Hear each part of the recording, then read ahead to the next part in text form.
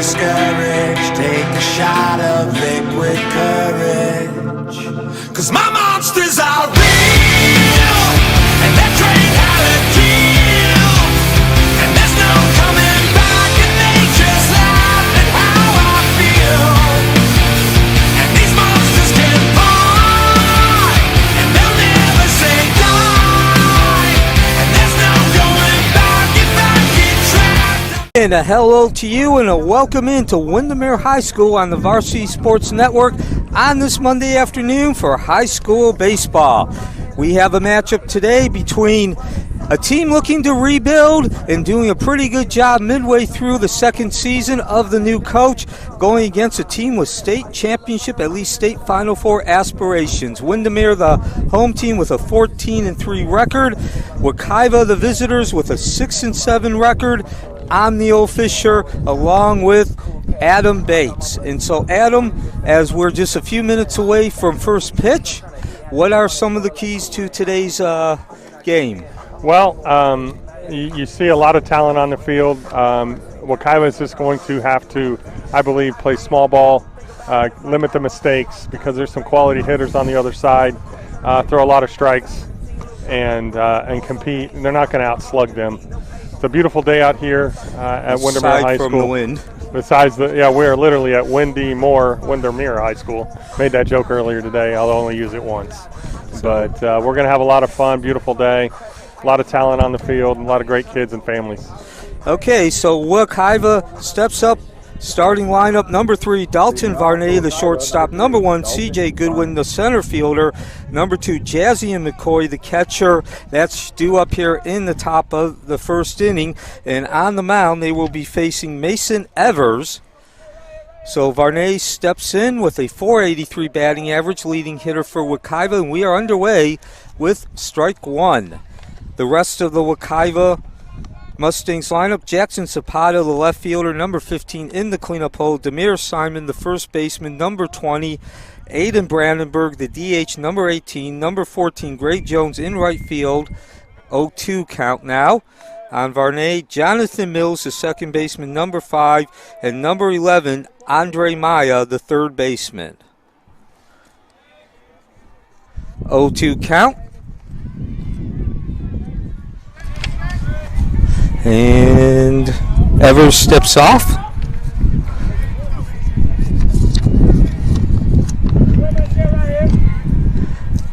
Strike 3. Got Varney fooled, and the first batter goes down. 1 up, 1 down for Wekiva in the top of the first. That'll bring up C.J. Goodwin, the right fielder, number 1. Pretty good breaking ball. So Evers comes in with a 3.75 ERA, 6 appearances, 4 walks, and 16 strikeouts, only 6 hits given up. And the butt by Goodwin. Speaking of small ball. Yep. You called it, Adam. Yeah, they're going to have to do that today and just put pressure on them, see what happens, live 90 feet at a time. And so Goodwin, by the way, who just got that bunt single, batting .216, so that'll certainly help. Stepping in now, Jazzy and McCoy, batting .351, the catcher, 2 doubles and the 2 triples. As Evers, now for the first time today, will be pitching with the runner on base. That one slashed foul. So, of course, our third member of our crew, Maddie Little, and she'll have some more information on this, but Jazzy McCoy has thrown a no-hitter. Not only does he catch, but he pitches. Again, Maddie will get some more information on that as we progress into today's game.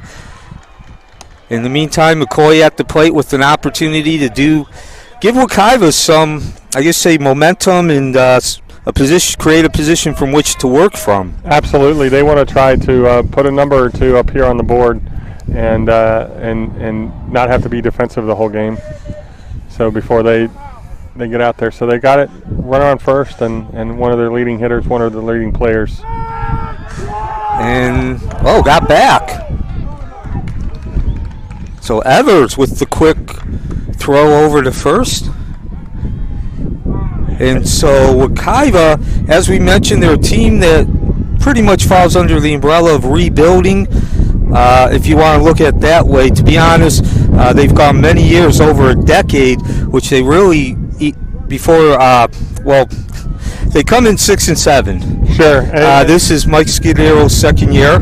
Sure, and Mike, they've had multiple coaches in their tenure, and being close in between Ocoee and Apopka, they're on that 429 corridor and everything. It's just hard to get going, and he's done a good job being competitive in most of the games they've been in all year.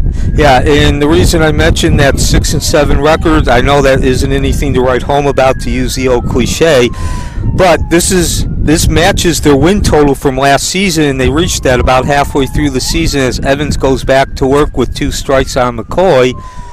And did that pitch count? No, it didn't. Okay. He called time right before. Yeah, McCoy was stepping out before the ball was out of Evers' hand. So that 6 and 7 record, to go one step further, it's been over 10. They won 6 games last year, as I just said, which they matched this year, but it had been over 10 years since they had even won 4 games.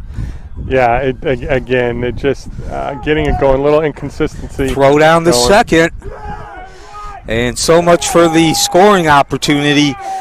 Goodwin trying to be aggressive, but Mendez bettered him. And Gustavo's a really good catcher, just committed to Chipola State College up in the Panhandle. He's a good one. He's getting some look-ats. We've got some scouts here in the stands. He's pretty special there behind the plate. So that McCoy continues with his at-bat, but nobody on base now. 1-2 count. 3-2 count. And so also wanted to talk about Eric Lassiter, the Windermere coach. Windermere opening 5 years ago, so a fairly new school, as that will now actually run the count to 3-2. Yeah, today the scoreboard glare is real, so be patient with us as we see that. And really, most of the sports, I'd say about 70% of the sports here at Windermere, immediately as that ball's going to be yanked into foul territory, they certainly were respectable from the get-go. Basketball, in its second year under Mark Rizek, reached the state Final Four, and right from the get-go, baseball under Eric Lassiter matched that start. They've been a perennial state, as I mentioned, at least Final Four contender. That ball high. And Yippies puts that away for the third out. So the single by Goodwin comes to naught, and we will go to the bottom of the first. No score from Windermere High School. It's time to grow up, little wildflower. So don't you worry now. There's no need to hurry now. It's been a long, long day, and you can shine now. Good sportsmanship goes beyond the court. It starts with respect. Respect the game. The Orlando Magic are proud to support this season of middle school basketball. For more information on Orlando Magic youth initiatives, visit orlandomagicyouth.com.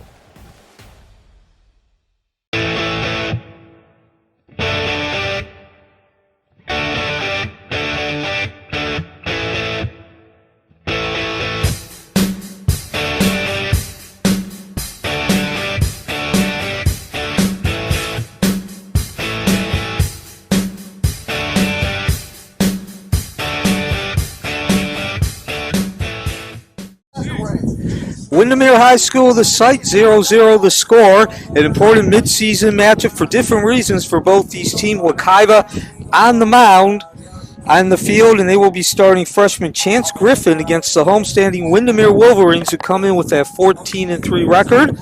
Take a look at the starting lineup for Windermere, leading off the shortstop Blake Sayre, number 4. Ty Head, the right fielder, number 5, Gustavo Mendez, the catcher, number 1, who showed his defensive prowess, throwing out a would-be stolen base attempt in the first inning. He's also the leading hitter with a 5.45 average. They are due up in the top of the first, and they will be followed by Jack Waddingham, the third baseman, Guillermo Yepes, the first baseman, Justin Grant, the left fielder, Juan Lopez, the DH, Holden Bronner, the center fielder, and rounding out the Windermere Wolverines lineup, Asjun Rivas. So Blake Sayre steps in, batting .321. And he will go against Chase Griffin, the freshman for Wekiva. First pitch to Windermere, and that's going to be up high from the freshman. Yeah, Blake is a senior University of Miami commit and has a few scouts in the stands following him today. It's an opportunity to be a draft pick in June.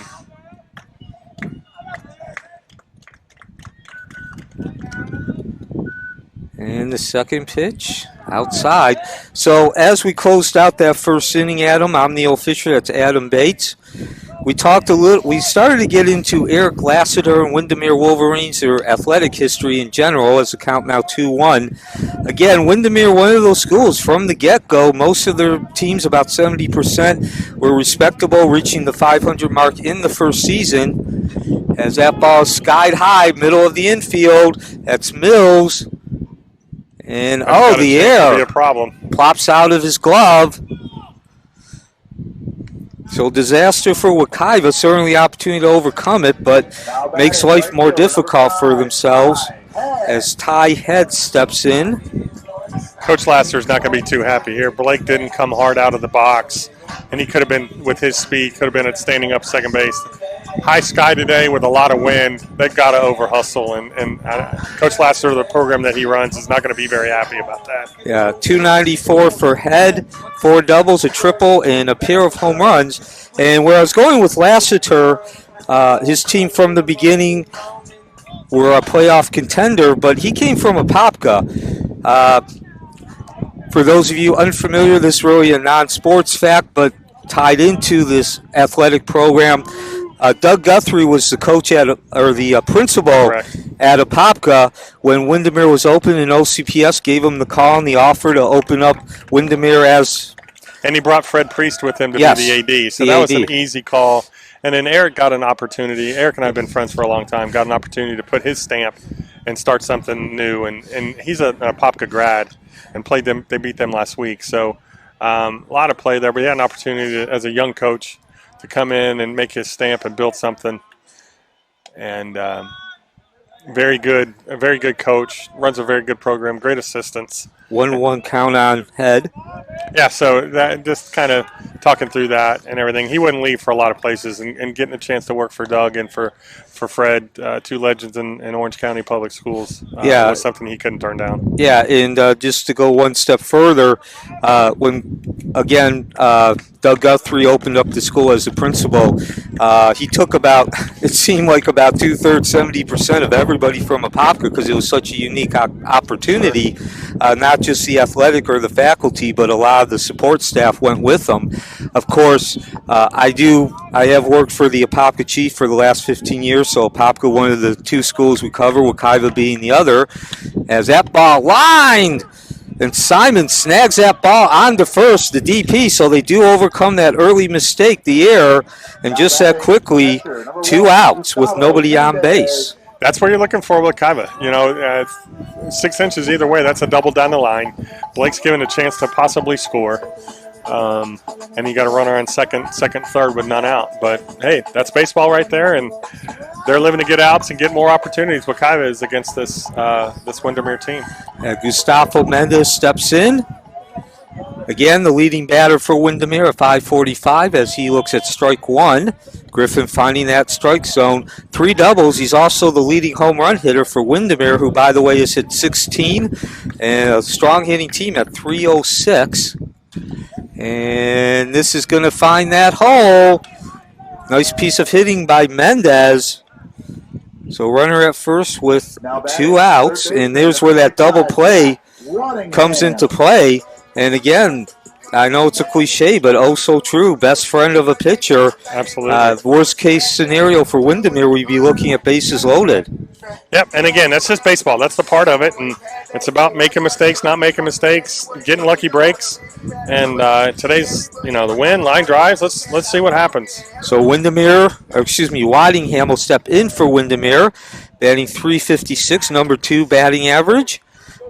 Behind behind Mendez, who just reached base.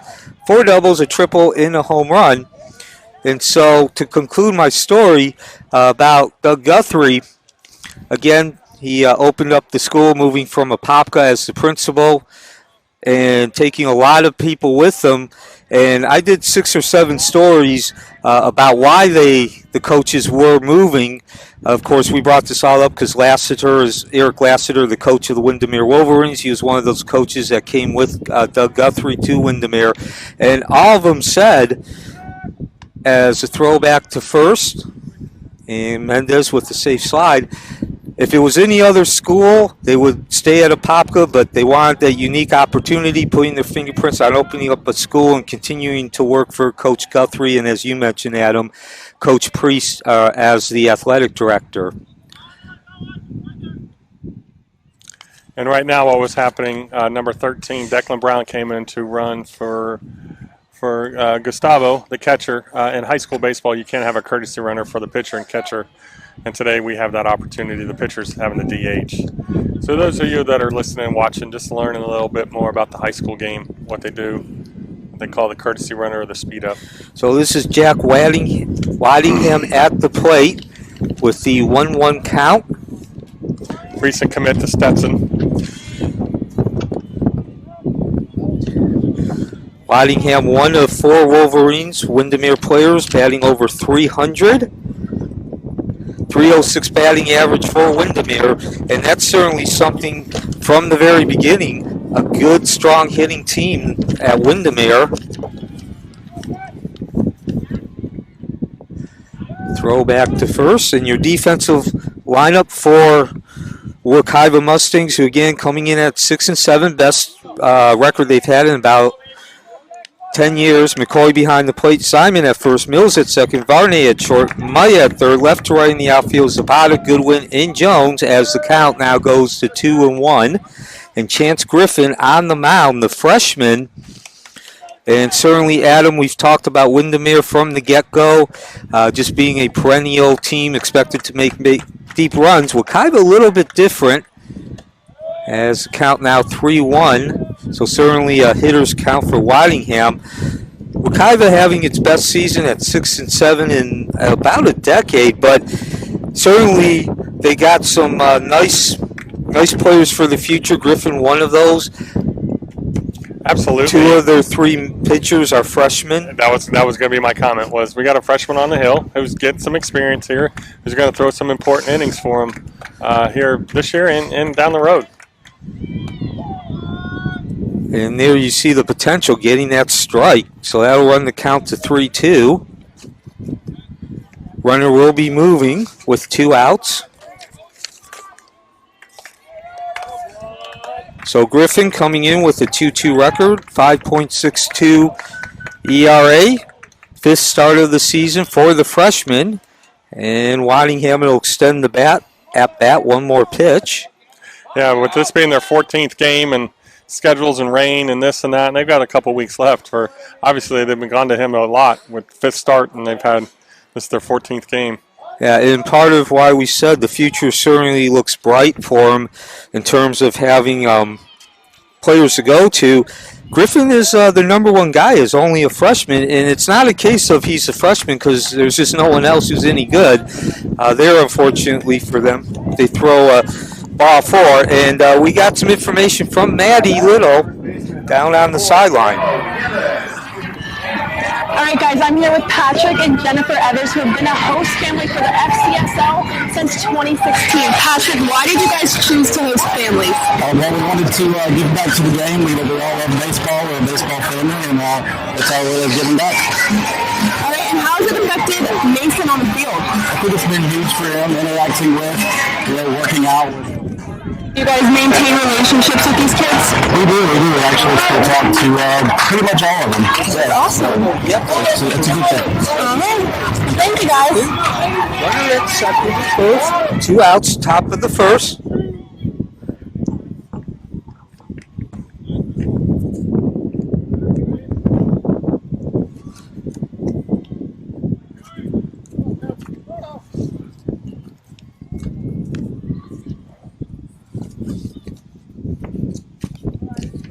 All right.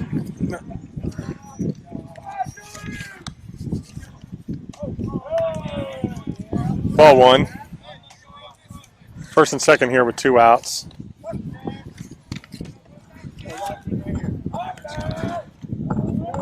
So Griffin back to work with the 1-0 count.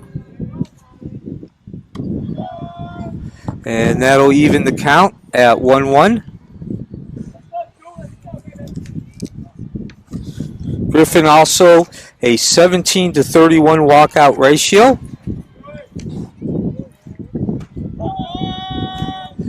One-two count. So Griffin, opportunity to get out of this inning. It's been a longer than you'd like inning. The fifth batter, but can get out without any major damage. And just misses that strike zone. Surprised he's taken 4 pitches here. He's usually a pretty aggressive hitter. And that took a lot of discipline on that 1-2 pitch that just bent out of the strike zone late. Ooh, the swing and the miss.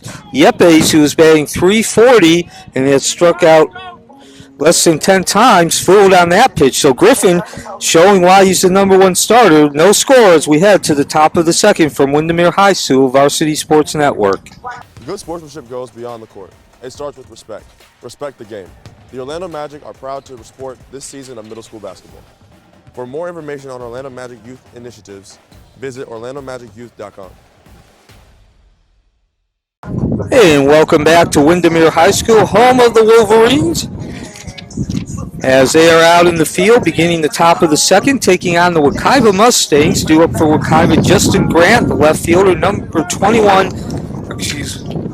Jackson Zapata, the left fielder, number 15. Demir Simon, the first baseman, and Aiden Brandenburg, the DH. And they are facing Mason Evans, who begins his first at bat with strike 1.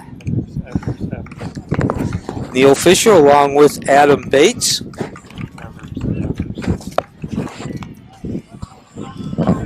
One count now. Yeah, Mason is a senior, class of 22, recently signed with Thomas University, and he's going to have one of his teammates and Max Pickert going with him down there. So pretty excited for the Evers family, who just spoke with Madison. Strikeout there on the batter. Just spoke with Madison about 1-2 count, and just spoke with Madison about being a host family with the Florida Collegiate Summer League when we were putting this together, and I wanted to chat about that. Florida League and the Varsity Sports Network have a nice relationship with their spring break tournaments and so forth. Strike 3. Evers finding that outside corner. And Zapata will go back to the dugout. 1 out in the top of the second. Evers, wonderful family. A lot of kids that have played ball here locally, kids that I've umpired and coached and stuff, and seeing them grow up into this high school space. Look forward to talking about them throughout the afternoon. So Demir Simon steps in, .303 batting average, 8 RBIs, 3 doubles, first pitch hitting. And Evers gets ahead in that count. And so far, and of course you would expect this as you mentioned, he's going to be playing D1 ball. You don't get to that level, you don't get the interest unless you're getting ahead of your batters. Absolutely. So the 0-2 count now. The Mason's numbers don't just throw out at the board, not throwing over 90 miles an hour or anything. He just competes. He's worked on his body and just always wanted a chance to play at the next level. And he's going to get that and throw some good innings and be ready for the playoff run for these guys. Ooh, trying to get Simon to pull the trigger on that curveball. Simon, good eye, though. Your defensive lineup for Windermere: Mendez behind the plate, Yepes at first, Rivas at second, in the hole in the infield, Sear at shortstop, Waddingham on the left side at third base, And the 1-2 count, this will not count. Timeout. Left to right in the outfield, Grant. Bronner in head. So no score, top of the second. One out for Wekiva as Demir Simon steps back in.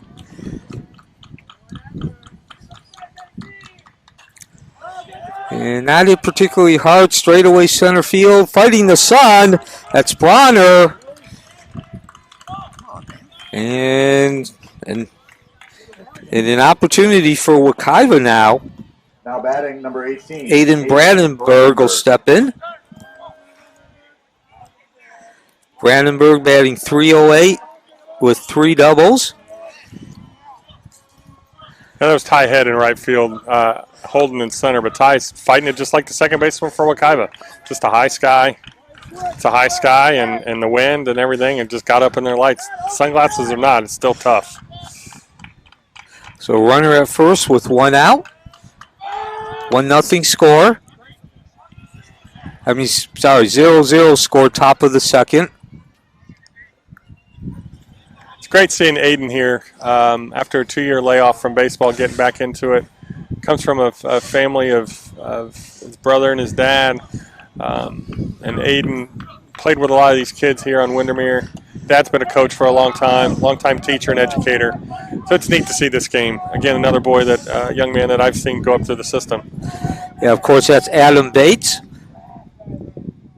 I'm Neil Fisher. Adam has been around the game for many, many years.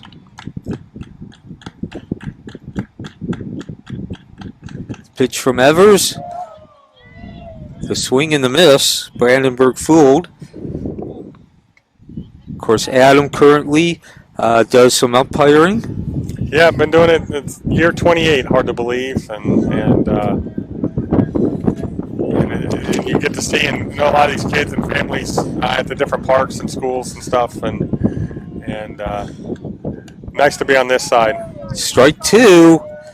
Well, Brandenburg with a soft swing. So, of course, Adam also this weekend, Varsity Sports Network, we're proud to bring to you the Sunshine State Athletic Conference State Championship Tournament for baseball. Adam was umpiring at that event. And got to call a game with you, Neil. It was a lot of fun. We had fun on Friday. Got to do 2 sides of it. Ground ball to second base. Chop to second. That's Rivas. Over to first. 6-4-6-3. Double play.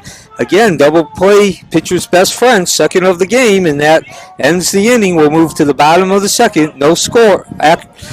No score. And let's go down to Matty Little in the dugout. Maddie's going to be talking to the head coach from Wekiva here momentarily. Okay, Mike Scudero, the head coach. Again, we talked about him earlier in his second year. All right, Coach, so slow start to the game. How are you going to pick up this energy in the dugout to get your boys going? Gotta get some hits. Gotta get guys on base. Gotta get guys on base to win the game, obviously. And what do you tell them as they walk you to the plate to try to get them in the right mindset to make that happen? Just by being aggressive. Just getting that first one on the bat, can't let the strikes, can't get behind in the count, gotta get ahead. All right, thank you so much. Absolutely. And we get ready for the bottom of the second. Thank you, Matty Little. As always, doing an excellent job getting the behind-the-scenes story. No score as we do head into the bottom of the second. Windermere will be at the plate. Justin Grant, the left fielder, number 21. Juan Lopez, the designated hitter, number 20. And Holden Bronner, the center fielder, number 87, will be up at the plate in this inning. And they will, of course, take on Chance Griffin, the freshman. So both these teams so far, both these pitchers, wouldn't say necessarily they've had a rough start, but not as clean as they'd like. Griffin going 5 batters into the first before getting that third out. As a freshman, anything to be concerned with? Absolutely not. I mean, just give himself a chance, and again, you had a tough luck drop by the first base or the second baseman, and then you had a good luck line start drive. The game. Correct. Fly ball to left. And Zapata runs under that. Good positioning, one up, one away in the bottom of the second. Now batting the DH, number 20, Juan Lopez. And that'll bring up Juan Lopez, the DH. I will say this with Griffin throwing, it is not throwing really hard, so these guys seeing maybe a little faster arms in the past, so there's a little bit of adjustment. So it's important for him to get these early outs, early in the inning. 240 batting average for Lopez with a pair of doubles and one jack. And so, to your point, Adam, I think that's really the case anytime you got a pitcher who relies more on the off-speed and location than maybe primarily a fastball. There was a nice pitch. Again, you can see not really a heater, but perfect location to fool Lopez. But again, also you add into that the fact that he's a freshman, hasn't even reached double-digit in starts yet. The count now 2-1.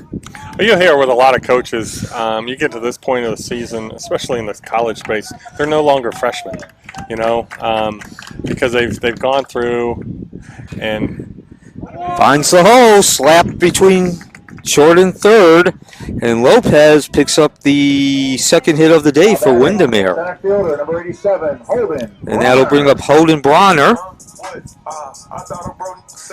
Bronner still looking to find his batting legs, if you will, with a 163 batting average. Does have 10 RBIs, though, and has gone yard once. So, about slightly past the midway point of the season for both these teams. Windermere actually a little bit more into the season with 17 games, 14-3 record. Wekiva 13 games, 6-7. If you're new to high school baseball in Florida, 25 games is usually the standard during the regular season. That is the maximum that the FHSAA puts on the number of games, as Bronner looks at strike one, the lefty. Runner at first with one out, no score. Bottom of the second. And the uniqueness of this game, it's part of the first ever Metro tournament. All these teams are on the west side of the Metro, and this will be an error for Wekiva. Ball getting by McCoy behind the plate. Wild pitch that got him a strike, but a wild pitch, so it's kind of a bittersweet there. Yeah, double-edged sword. Count 2-2.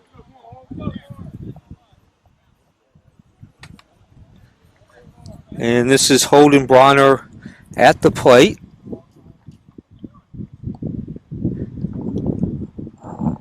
And now our umpires are going to confer.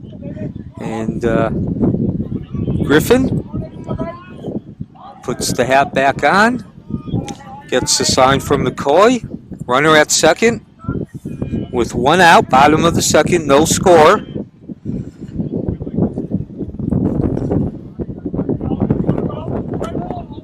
Pitch home.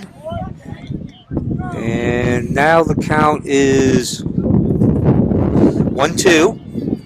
So again, that stoppage was because there was some confusion about the count. Officially 1-2. And now 2-2. Griffin with a couple of balls, trying to get Lopez to chase.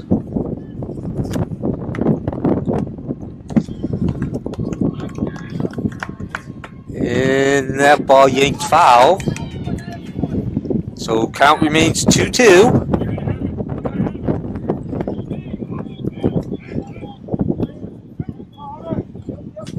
Alden also, you might have the stats there, Neil. As a pitcher, has thrown some innings for Coach Lassiter. Ground ball to first. Down to first. Muffed by Simon, and that's going to cost Wekiva. So Simon did a good job of keeping that ball in front of him like he was supposed to.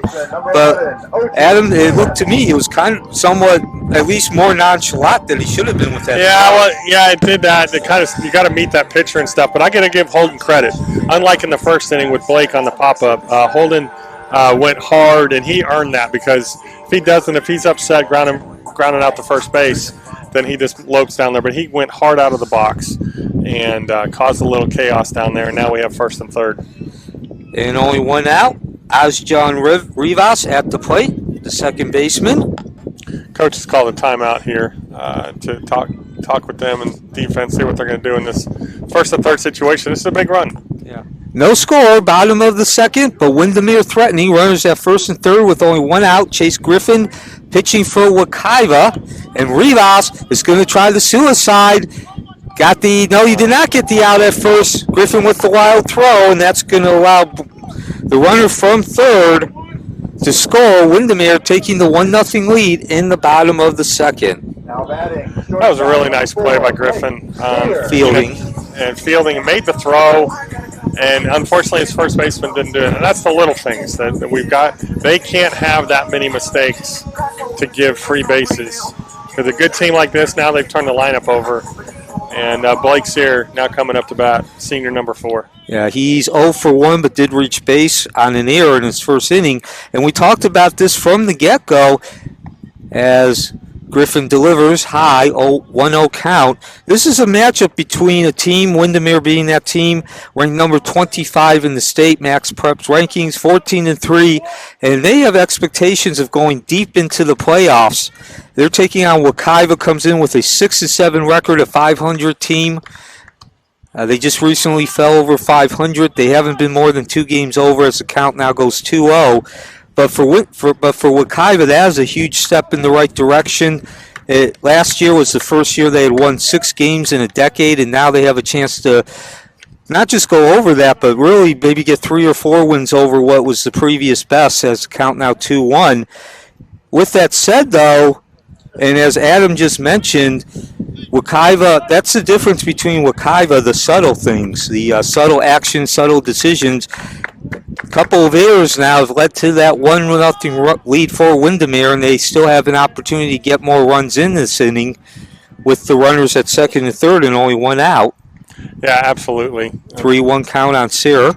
Looks like they're going to walk Sear with that 3-1 count and load the bases. Yeah, load the bases and live for the next day with NC State recent commit Ty Head. Now batting, right fielder, number 5. So Head 0 for 1 today, and he hit that ball hard, cranked it down to the first baseman, Simon, but Simon positioned perfectly, snagged the line drive, and stepped on first for the easy double play. Ty looks like today he doesn't know if he's playing defensive back with his high pants there above the knees. He's got a fashion statement there, but a really good ball player. A good eye at him. Yeah. And he's going to do his job lifting that ball into left field. Looks like Zapata having some trouble, but he does put it away. And that play was closer than it originally appeared it would be, but still, runner scores in a 2-0 lead for Windermere. Another unearned run. Zapata made a nice play, but I want to point out Gustavo there.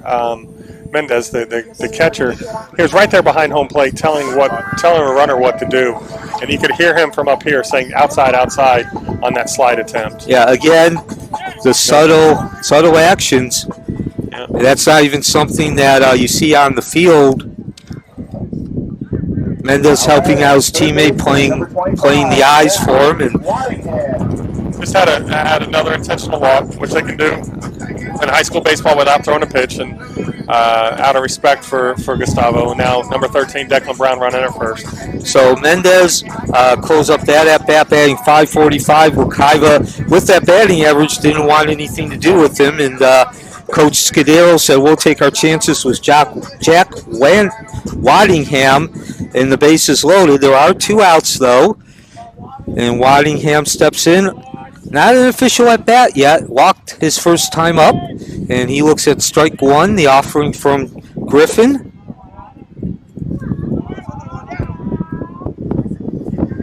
So opportunity for both these teams to get some momentum and really shape the direction this game is taking. And it's going to go Windermere's way. Again, another error. It's not an error in the traditional sense of somebody failing to get an out, not coming up with the ball cleanly, but an error in terms of a mistake. Mistake, absolutely. So the story of this game, we mentioned it before the break, but have to keep mentioning it, is errors. Both kinds, not just unable to field the ball cleanly, but decision-making. And ball 1, Griffin going high.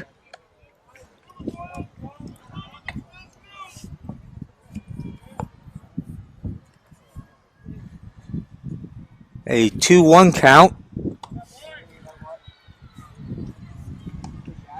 That'll be 3-1.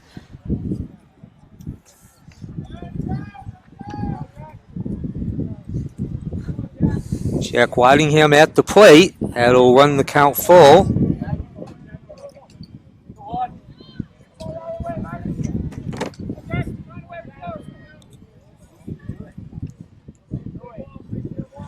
Full count pitch. Ripped hard. Skips over Mills, the second baseman. And the runs continue for Windermere. That'll be 2 more on the board and a 5-0 lead as Mendez, Whitingham, the leading hitter for Windermere, continues his hot hitting. Whitingham knocking in his 10th and 11th runs of the year. And that will bring Guillermo Yepes, the first baseman, up to the plate.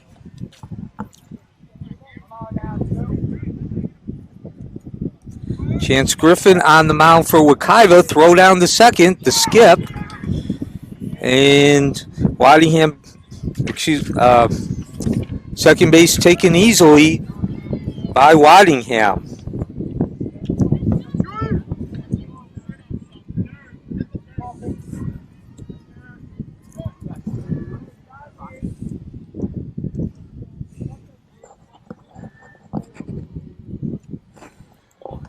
Five nothing score. All 5 of those runs scored in the bottom of second. Windermere, the 25th ranked team statewide, Max Prep rankings, looking to add some more.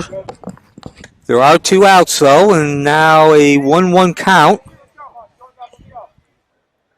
on Yippies.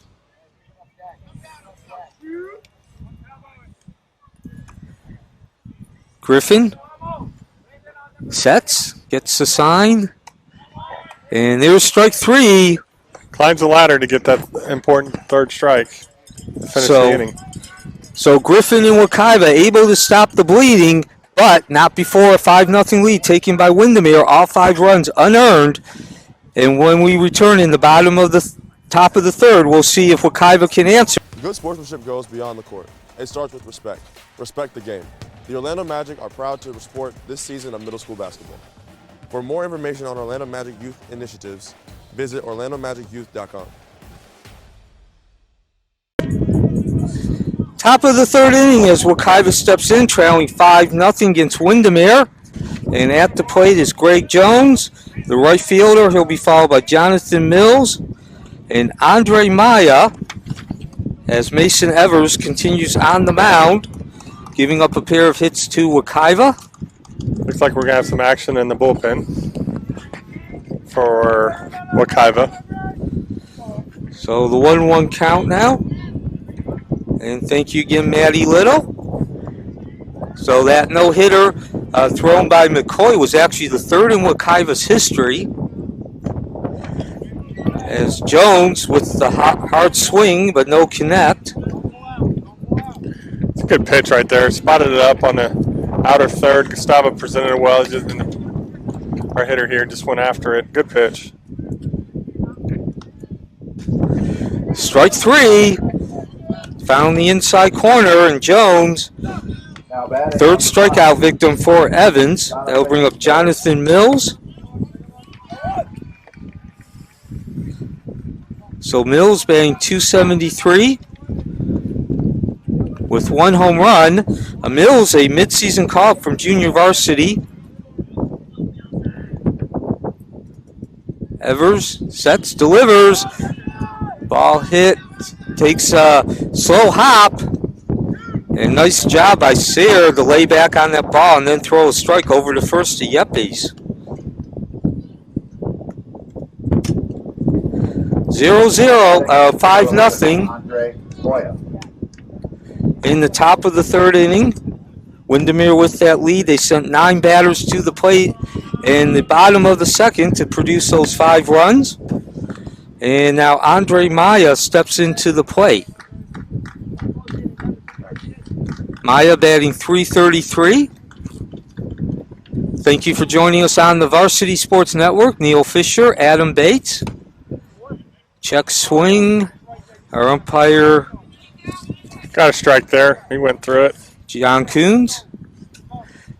Yep, as Adam just said, you went more than halfway. A little confused there. And another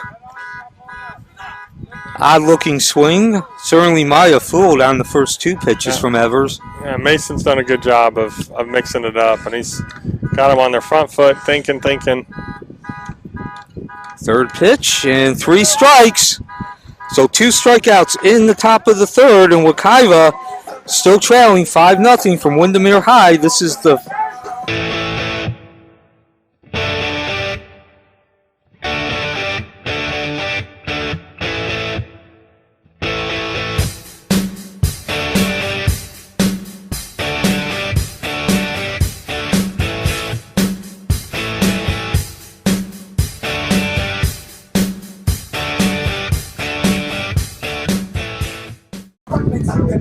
And welcome back to Windermere High School. About to start the bottom of the third. Windermere, the home team, with a 5-0 lead. Coming up, Justin Grant, Juan Lopez, and Holden Bronner. And we also have a pitching change for Wekiva. Jackson Zapata taking over. Zapata with a 10.50 ERA. Only his third appearance, though. 2 walks and a strikeout for the senior hurler. Thank you for joining us on this Monday afternoon as Windermere, 14-3, ranked number 25 statewide in the Max Prep rankings, looking to up that record. And certainly so far, Adam, they have looked the part. Yeah, they have. I wouldn't say they overwhelmed them offensively, but they put some pressure on them, made them make some plays and everything, and that's what led to those 5 runs last inning. You got Jackson's pitch count up. The first Jackson got his pitch count up. So bringing in Zapata here to see if they can change it up a little bit, keep them going. This lineup for Windermere is deep. Jackson Zapata. So as Adam just mentioned, 5 runs pushed across the home plate by Windermere in the previous inning. That was the second. And that started with a fly ball to left field. Then the gates opened. A single by Juan Lopez. A couple of errors, the kind in terms of not fielding the ball cleanly. Wekiva making a couple of errors in terms of mental mistakes, bad decisions. And all 5 of those runs were unearned. And now the 5-0 lead as Jackson Zapata will try to get out of this inning without any more damage and keep Wekiva with an opportunity to win. Justin Grant steps in. He's 0 for 1. He was actually the batter who flew out in the last inning to left field, and he looks at ball 1. And, of course, Adam, Grant. Yeah, he had a brother, Jason, that played here. Graduated within the last couple of years and went on to play at the next level. The Grant boys have been around for a long time, and neat to see Justin out there. His dad, Larry, was local umpire for us in the tournament space and different things. So the Grants are definitely a baseball family. So the 2-0 count now on Grant as Zapata delivers, got connect. And this is going to be a long run for Godwin, but he does a nice job of locating that ball and calling off the left fielder. 1 up, 1 down in the bottom of the third. And that'll bring Juan Lopez up to DH. And he was the batter who began that offensive assault in the second inning with a single and scored a run. Yeah, he just, again, put him on base. And then Coach Lassiter started the runners and different things, and a little bit of pressure, put that bunt on. Once again, the error by the first baseman. So it just started it, and all of a sudden they had a 5 spot 6 or 7, 8 batters later. Yeah. 1-0 count on Lopez as Zapata gets his sign. And catches the outer half of the plate. So an 0-2 count, actually. Yeah, our angle, it's hard to see the umpire's right arm, and John you just can't see it exactly from here, so you got to. And the whiff. 3 straight pitches. So Lopez, a strikeout victim. Number 87, Holden. 3 strikeouts now for the Wekiva pitching staff. And that'll bring up Holden Bronner, the center fielder. He is 0 for 1, but mentioned that a couple of errors in terms of failing to field the ball cleanly. And Bronner reached base with one of those, the lefty. Holden's got good wheels, heads-up ball player, plays hard every pitch, and he earned it. You know, it was just hard ground ball at first. It was bobble a little bit, and he beat the first baseman's throw to the pitcher. And again, that was part of that rally. Not a lot of hits, but a lot of action last inning that led to those 5 runs.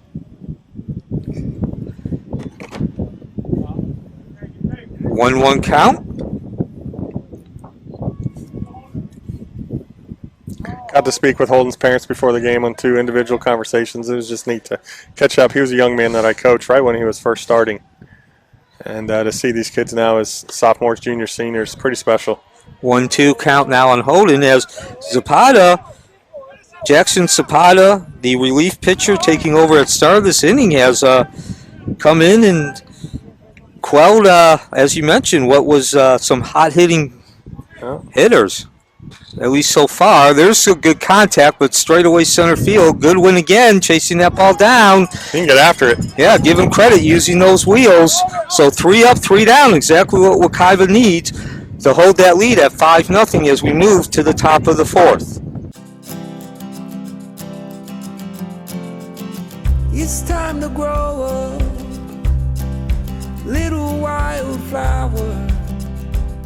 So don't you worry now, there's no need to hurry now. It's been a long, long day, and you can shine now. Top of the 4th inning, the Wekiva Mustangs 6-7, taking on the Windermere Wolverines at 14-3. Windermere so far has had the better, a 5-0 lead. All 5 of those runs pushed across home plate in the 2nd inning. They sent up 9 batters, and now Wekiva will be returning to the top of its lineup for the 2nd time. Dalton Varney steps in. CJ Goodwin and Jazzy and McCoy due up next.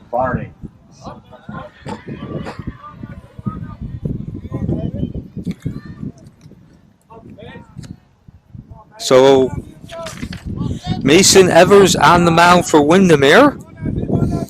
And so far, he has done his job. Only 2 hits and a couple of double plays has certainly helped him out. He's kept his pitch count down, which has helped. Yeah.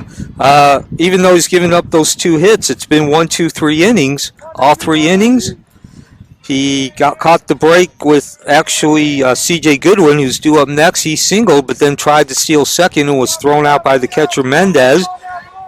As the count now 1-1. A beautiful throw down to second by Mendez and a great play by Rivas to sweep the tag. And then a double play in the 2nd inning following Demir Simon's single. Got him out of that inning. Yep, so he's faced the minimum coming in here into the top of the 4th inning. That's all you can ask. Mason's done a great job, and talking with Eric early in the season, this is what he wanted to get somebody like Mason to do. He's got a quality staff, and Mason belonged, and he's come in and just done what he's been asked to do. There's going to be a lot of games this week, getting ready for a playoff run, and Mason's going to throw some important innings as we go through the stretch run here of the 2022 high school season here in Central Florida.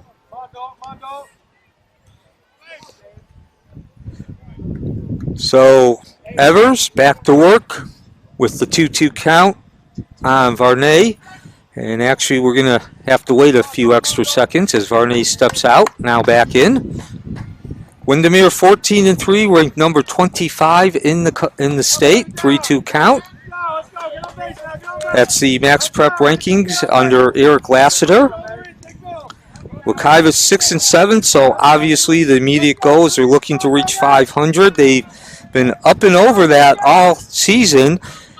Yet to win more than 2, but on the other hand, yet to lose more than 2. Yeah, just a measure of consistency. I saw them opening night when I got to see the Brandenburg family, as I said earlier, in their first pitch classic. That ball connect and lifted over the shortstop Sayre for another base hit, the third of the game for Wekiva. Now batting, number 1. This is their first leadoff hitter reaching base, though, and just realize this, Adam, as C.J. Goodwin steps in. He had the first of the 3 hits. Doesn't really mean much, but it certainly is an interesting stat. Wekiva has begun each of the first 3 innings with a strikeout. Yeah, and again, that's the first, you tell the pitchers, best pitch of baseball is strike 1.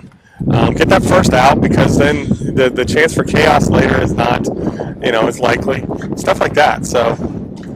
Down to second, the throw, and this time Mendez unable to get the spot. Looks like they got the pitch out, and just a little bit more towards the dirt circle, the W of the dirt circle, and Gustavo there just couldn't grab it to get it to second base to Sayre. And the bunt flashed by Goodwin. That'll be 2 strikes now. Let's see what happens here, because Goodwin got a little D. Gordon in him, and he had that bunt base hit in the first inning.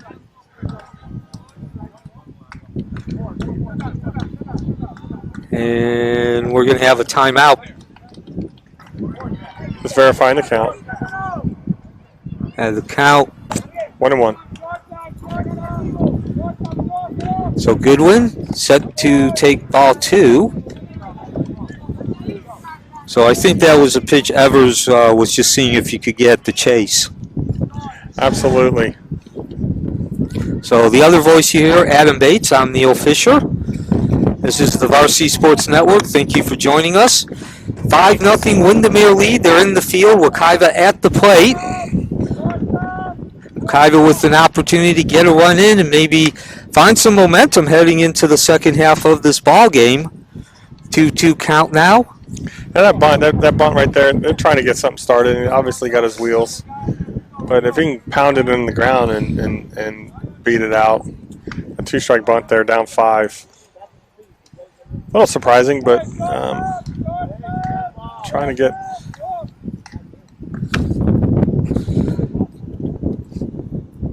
So also mention Wekiva, a team that you could say is rebuilding with that 6-7 record. 6 wins, the most that they've seen in the last 2 seasons, the most they've seen in a decade, as Goodwin swings through that pitch, and that'll keep Varney at second with 1 out. And Windermere, of course, comes in 14-3 with expectations from their very first season. This is their 5th of going deep into the state playoffs. Jazzy and McCoy, the catcher, steps in. He's 0 for 1.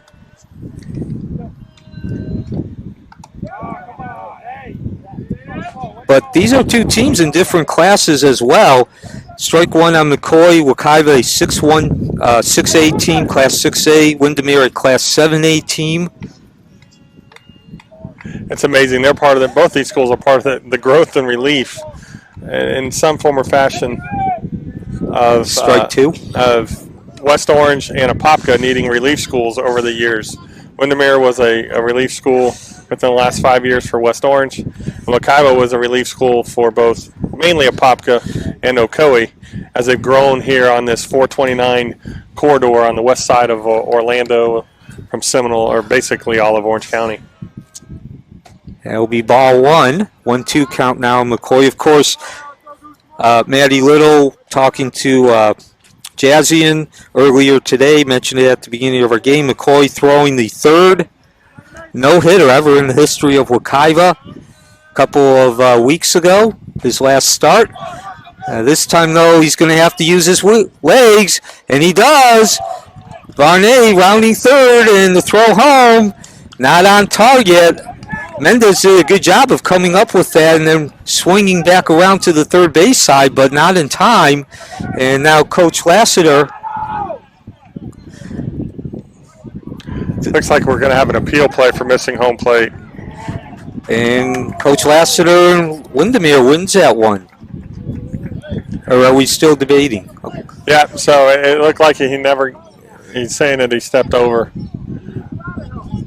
So the initial play, it at least appeared that Varney crossed home plate safely, and the score was now 5-1. Now batting. The umpire there didn't make a signal of safer out, and because he missed home plate, allegedly missed home plate, can't tell. And then he did and then they made it a live ball appeal and called him out for I believe, the second out. Okay, so the score remains 5-0. And that'll bring Jackson Zapata, who started in left field but came in on the mound in the last inning. And when all said and done, you have a runner at first with 2 outs. Yeah, on that play right there, if you slide, you have no question.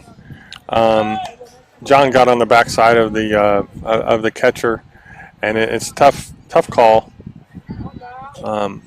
But if you slide there and you slide across home plate, a lot of action there at first. This is high school baseball. This is just, it's not as clean at times, and but pretty athletic plays by both the first baseman and the catcher, and coming off of that very good play by Jack at third, but the ball in the dirt. So a lot of chaos there. Got it under control. Still 2 outs here in the 4th inning. Zapata now facing a 1-2 count. And that is Mason Evers on the mound for Windermere. And he won't get the strikeout, but contact. Grant chasing that ball down left field about 5 feet in front of the track. He puts it away, and so what appeared to be a run does not cross, and the score remains 5-0. Again, Wekiva's youth playing a role in that.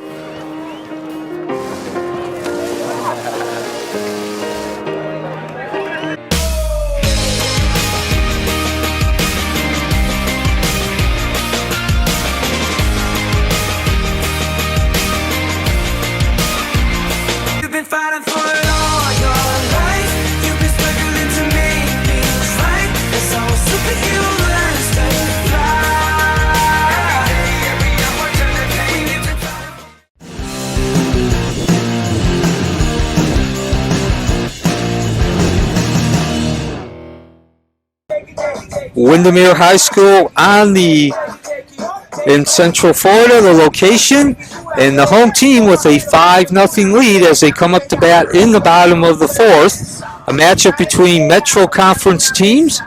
Of course, there are 22 schools in Orange County, Central Florida, all of which belong to the Metro Conference. Windermere pushing 5 runs, all unearned in the 2nd inning across home plate. And due up will be Osjun Rivas, Blake Sayre, and Ty Head as Windermere looks to increase that lead. I'm the official along with Adam Bates, and so far, as I mentioned, 5 unearned runs, a couple of errors of the not fielding a ball cleanly, and then a couple errors of the bad decision make. Anything else that really sticks out to you, Adam, in terms of why Windermere has that lead? Well, they put the pressure on in that 2nd inning, but what does stand out with me is this not really the big hit, They're now coming up here for the 4th time. I would expect a little bit more. The pitchers have not done a bad job for the first 3 innings here. Impressed with that. We've not just seen the double in the gap that clears them or back-to-back doubles that starts a rally. So I expect to see that. And Rivas swings at that first pitch, a bunt of the bunt variety, and give him a single. Again, another pressure move. And seeing Zion come out, McCoy come out of the slot, still kind of favoring that shoulder a little bit. Let's put the pressure on. That's what you do as a 9-hole hitter. Now you're going to turn it over and see what happens with Blake and Ty and Gus coming here in the next 3 hitters. So I think that was for Rivas partially good skill and partially luck. That ball taking that odd hop and bouncing backwards into McCoy, but he put it in that position to begin with where you have that opportunity for the ball to take the odd hop as Sayre looks at ball 1. Yeah, truth be told, Neil, I don't think Coach Lasser would have really – he's okay with the bunt, but not a little pop-up in front of the plate that had backspin. He wants to see that down towards the line either side to get some activity. But as you said, the baseball luck came through, and now he's running on the pitch. And McCoy's not going to throw the ball. So runner at second with nobody out. So leadoff hitter, as you mentioned, Adam, putting pressure on Jackson Zapata, who came in, started the third inning, and had as good an inning as you can have. A couple fly balls to center field, a strikeout in between, but not the case here in the fourth. Now the attempt at third. And Maya unable to handle that ball cleanly, although I don't think Maya would have been able to sweep the tag on Rivas anyway. Yeah, not at all. He really didn't look back, and Rivas had a good jump. He was reading it pretty good. Coach is coming out to talk to him because he basically stole his last two bases on the two pitches. Good sportsmanship goes beyond the court. It starts with respect. Respect the game. The Orlando Magic are proud to support this season of middle school basketball. For more information on Orlando Magic youth initiatives, visit orlandomagicyouth.com. Bottom of the fourth inning, Wekiva and Windermere duking it out. Windermere with the 5-0 lead, but they are threatening. Asjun Rivas with a bunt single, and he's still in second and third. Coach Scudero going with a pitching change as Alejandro Rodriguez, number 16, in, and he will be having to assume a 3-0 count on Blake Sayre. So at least the start, that first pitch finds the mark. Good for him on that. It's very non-traditional to come in after a 3-0 count, non-injury related. Rodriguez, only his second appearance, and a 21 ERA, so not very long in the game. And first and third. And so when that pitching change was made, we were talking about the fact that Windermere is a team coming in 14-3. Those are the expectations. They are expected to go deep into the playoffs.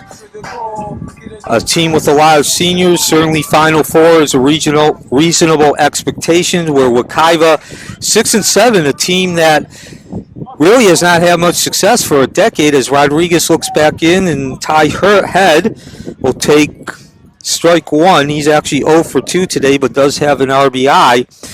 The 6 wins matches last season's total, and it had been 10 years since they had reached 6 wins. And you really see the difference in this game as Rodriguez delivers. That will be up high, 1-1. And my overall theme where I was going, giving you that information, is only 4 hits given up by the Wekiva pitching staff, but 6 free bases, 4 walks, and 2 errors in terms of the ball not being fielded cleanly. Yeah, we got a balk here. He didn't stop. And, well, make that now 3 errors in terms of mental mistakes and 7 free bases. Yeah, umpire Tommy Meyer saw it on the bases. And he did very, very blatant. He just didn't stop. He didn't know what happened there, and it killed the play. So, and again, play stopped. Let me rephrase that. So, the story of this game, really, the 9 batters and 5 runs in the second inning scored by Windermere, but the underlying theme, the cause of that, again, is that inexperience. Wekiva is certainly improving, as I mentioned, over the last 2 years under Mike Scudero, but you can still see the difference in terms of the experience versus inexperience. Sure, and I would like to know what kind of fall program do they have. You got to have kids that have bought into it, and you might have some dual athlete kids. I don't know that at this point, and different things.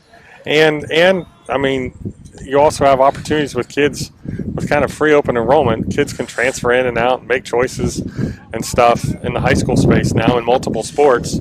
So 2-1 count. Sometimes that's a challenge. Looks like we got a 3-for-1 special there. Got the hitter, the catcher, then the umpire. With nobody out, bottom of the fourth, 6-0 lead for Windermere. Rodriguez taking over in this inning, facing Mendez. And boy, as Head cruises down to second, we have all kinds of disaster potential, and we don't even need a hit for that potential. Yeah, absolutely. Again, they just put the pressure on, and he faked the second and throw back in the third and threw it in the left field. Just that inexperience is showing itself. The kids are playing hard. 7-0 lead for Windermere. And before all the action, first a hit batsman, and then I guess you could call it a double steal, but a couple of errors along the way. That's the third error committed by Wekiva in terms of making a mistake on the field, throwing the ball wild or cleaning as the pitch comes in. Nice job by McCoy this time to keep that ball in front. For those of you who are new, I do cover Wekiva High School for the Apopka Chiefs, so I have an opportunity to talk to Coach Scudero a couple times each week. And going all the way back to even before the season started, Coach Scudero was talking about the need to establish some kind of off-season fall and winter ball program. This ball hit about 10 feet in front of the warning track. Nice job by Jones to get underneath really nice that, play. But the run does come in. That was a really, really nice play. This wind is wrecking havoc on everything that it touches. And then he was going towards the right field line, and he went after and got it. Scored the run, but that was a really nice play. It could have been an easy double or something without lack of effort. So I got to give him a lot of credit there. And now stepping in is Waddingham. Again, Mendez, the leading hitter for Windermere, 545 batting average. But again, there you see him play situational, sacrificing for his team. 8-0. And from our vantage point here in the on top of the dugout and listen to Coach Lasser talk with his players, we might see some changes here now that he got in a few runs. Yeah, give some of his reserves some time, get some experience as 1-1 count now. And to further talk about, as we have here in this bottom of the fourth inning, as Rodriguez delivers, and that'll be ball 2. Of course, one of the great advantages that Windermere has, we've mentioned it several times, they're only in their 5th year, and like 70% of their teams came out in that first year. They were putting up a above 500 record. The boys basketball team and the baseball team went to or at least were contending for state playoff berths. As there's another, yes, that ball did hit Waddingham. And where these schools end up and stuff, because we now, I believe, have 6 schools on the 429, but I say the 429 corridor. Waddingham diving in safely at first. This is Guillermo Yepes stepping in. He's 0 for 2 today. Rodriguez on the mound, coming in this inning. He's got 1 out. And, this growth has made it a challenge. Yeah, and of course another factor that ties into, as we've been talking, the community schools getting the majority of the kids who, when they move up to high school, from the youth programs. As that ball's fouled off, and it's a 1-1 count now. 0-1 count. You already got programs, and of course in Wekiva's case across town, that are winning. And, it's common sense. No one wants to go and join a program where you're like, well, 50-50 in terms of what the future holds. You go to the school that's a proven winner. Yeah, and that is tough. That is definitely tough. And then, historically, Apopka Little League has been very good. Yeah, of course. Coach Bobby Brewer, who took a team there to the World Series, now the head coach at Apopka, and different things. And in the baseball space, Wekiva really doesn't have a youth or a Babe Ruth program that's a whole established around it. So there are challenges. Let's see what we got here. Good throw. Down to second. Nailed. Well, Waddingham didn't have a chance to get that base. Yeah, that was good, though. Good for him. He's worked hard back there. Hurt his shoulder earlier. Yeah, it's Jazzy and McCoy Adam's referring to. Yeah, Jazzy's worked really hard, so good for him on that. Not sure what kind of jump we got. So, yeah, and going back to our league, that's really where I was going with the whole thing is, Wekiva does get some players from the Apopka Little League and Apopka AAU, they've probably over the course have maybe 15 or 16 players who came up and, their first year they're batting 280 or they have an ERA around 3 if they're a pitcher. But I would venture to say that Popka gets at least 3 times more.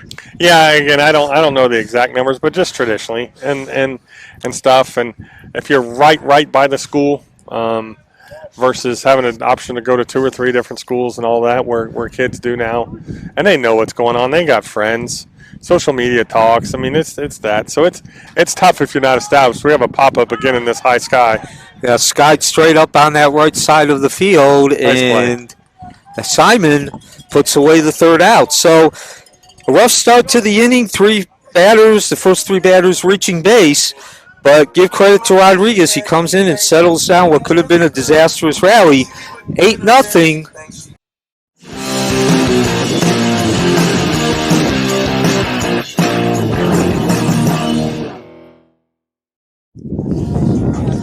And welcome back to Windermere High School. The home team, the Windermere Wolverines, with an 8-0 lead, pushing 5 runs across the plate in the second and 3 in the bottom of the fourth. We now move to the top of the fifth.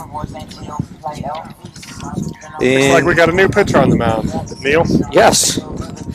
A very windy day here at the old ballpark, causing some havoc, but that's Connor Fink on the mound. And so Fink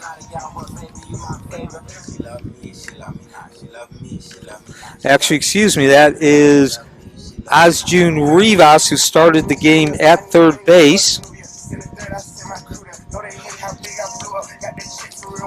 And he will be taking on Demir Simon, Aiden Brandenburg, and Greg Jones, the 5, 6, and 7 hitters for the Wekiva lineup, so just past the middle of that lineup. Yeah, being outside today, folks, a little challenge with the wind, so us getting that going. So we apologize on that. But, yeah, Asjun's here. Mason Evers did a really nice job. I think Coach Lasser is very pleased with the 4 innings of work. He got some work in this week, and now we get to get into the bullpen a little bit. So Simon steps into the plate. And he looks at ball 1. We see Mason down in the bullpen getting his post-game work in already with his band work. Yeah, so Rivas, no official stats yet. And that ball lifted out of bounds over by where all the field maintenance equipment is kept. And if you look to the right there, it's a neat day here. I love it the way that these newer schools have been set up, because they're also playing softball. They're in the 6th inning over there, and it looks like Windermere is down from what I can tell. Yeah, 2-0 score. But it's just neat. What a great atmosphere. You can see it, and the way they set it up. And strike 3 as Simon. Strike 2.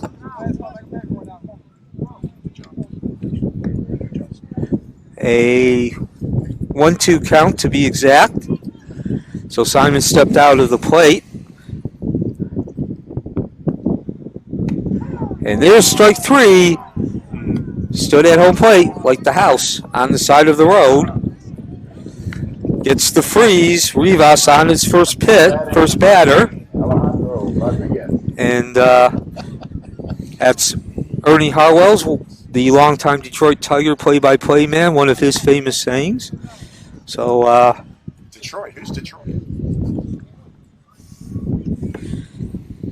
And so now stepping up to the plate for Aiden Brandenburg is Rodriguez, who of course took over the pitching duties in the last half of the inning, and he looks at ball 1. Something we'll talk about as we get to the home stretch of the game. Might get, depending on how this finishes up. But as we've talked about the growth in the schools and stuff. 1-1, and just real quick, Rodriguez batting 200 on the season, so certainly an opportunity for him to find some momentum as we move into the second half of the season. And he'll extend the at-bat, at least one more pitch. Yeah, what I was saying again, as Neil and I work together here, with the growth and everything, and something we're going to be working on here at the Varsity Sports Network with some with some other folks. We've had a show on the Florida Gridiron Report with Dan LaForest about the need for more sports officials. The game, going to strike three here, swinging in the dirt. And Mendez doing a nice job, kept his cool and poise. Of course, you would expect that from the veteran senior. Yep, absolutely. Really good player And there. not only kept his cool, but threw a strike right down to Yepes.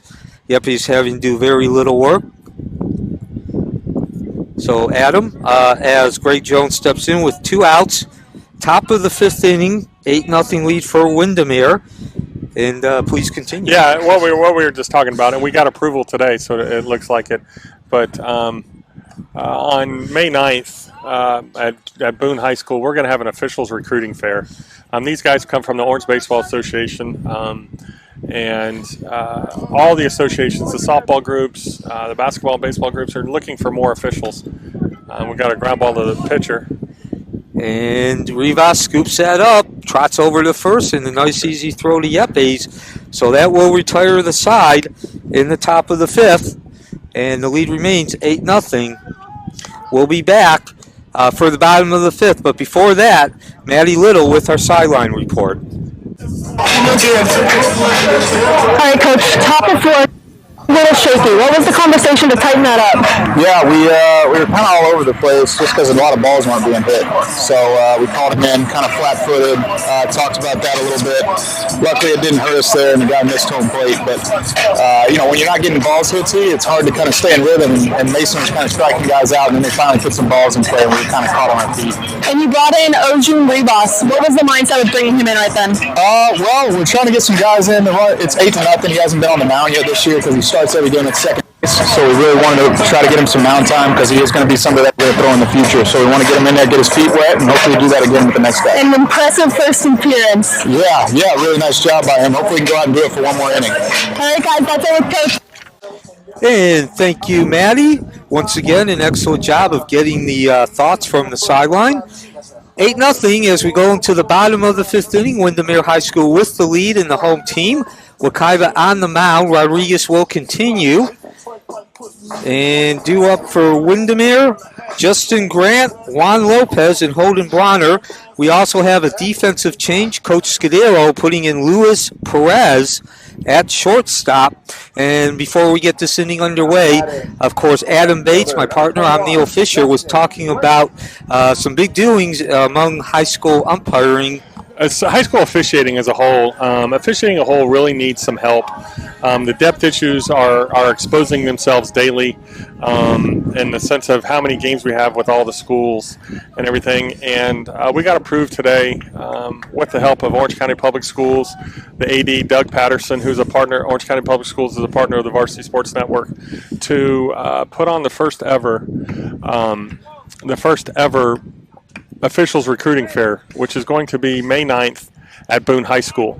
And this is for all sports. This is for student athletes. It's going to be for parents, kids that are aging out of playing. You're gonna see a lot of looking at in social media and stuff as we have a pop-up to short. Yeah, it's Luis Perez who just came in, going back. And 2 bases. As Grant, again, the experience versus the inexperience, not just in terms of catching that ball, but Grant, once he saw the mistake. Yeah, absolutely. Again, happened again, and Coach Lasser's not happy at all because he should have been at second standing up. Way before. Way before, and then maybe even third because it was that high. And knowing Eric the way I do, he's going to have a few words with his boys. I have a feeling after this game, if not the practice. But as we bring up, and that will bring up Juan Lopez. Lopez 1 for 2 today, a single, scored a run in the 5-run second inning. And now 8-0 for Windermere. Yeah, just to kind of finish up on my point, and you're going to see more on the Varsity Sports Network about what we're trying to do. Fly ball to right. That's Jones tracking that ball down, and nice job for the right fielder, but it will allow Grant to advance to third. So once again, Lopez sacrificing his stats, and that goes back again. Windermere comes in 14-3, a team that has expectations of winning games in the playoffs and making a long run. Certainly Final Four material, and that's the difference. You have players that are willing to sacrifice their stats, be able to get that productive out and advance the runner. When you're looking at a one or two run ball game, and you do those are huge. Those are huge. Another great catch by the right fielder as well. This is a tough Sunfield wind field today, and he's done that twice. And I've been covering sports for 32 years now on the print journalism side. I myself was an athlete, didn't get past the high school youth level, but I've been involved in sports in some ways since I was, I believe, 6 years old, and I've heard so many coaches talk over and over again that as you get deeper into the playoffs, doesn't matter the sport. And this, again, going back to the subtle things and the difference between the team that wins in the playoffs and the team that doesn't are those small things. Because winning and losing, the difference becomes so much smaller as not only you go from the regular to the postseason, but with each round of the playoffs. Yeah, elite arms. You got to win a 90-foot battle. And that's Bronner at the plate and stuff, and get them on, get them over, get them in type thing. We got a chance here with one out. Swing and the miss by Bronner. So Rodriguez going to the off speed, fooling Bronner, and the third baseman is now pinching in for Wekiva. That's Maya. Trying to stay away from the squeeze or the safety squeeze. Yeah, Moya is actually in left field, and that's not going to matter right now as Bronner takes one in the back. But you have a Moya who's in left field for Wekiva and a Maya who's at third base for Wekiva. Yeah, you got some name challenges there as we go through. So runners at first and third as Ausjun Rivas steps into the plate. Rivas 1 for 2 today. He's laid down a bunt both times. Very good bunts. The first time he reached base via an error, and the second time he had a legitimate single. Yeah, I want to finish up my last point because if we do score these 2 runs here, we're going to get 10-run rule. Yeah, into a mercy rule situation. But again, May 9th, you're going to hear more on the Varsity Sports Network. Look at our social media channels. We need more officials at all levels, at all sports. And it's a very big passion of mine to get young people started, get people that are interested in what we call our sports ecosystem because it's needed. Sometimes it rears its ugly face when things are missed just because of a lack of training or a lack of knowledge or a lack of depth because there's so many games being played at so many levels. And leadership has its challenges getting games in, getting games covered because of the lack of officials. 2-0 count on Rivas. So May 9th, Boone High School.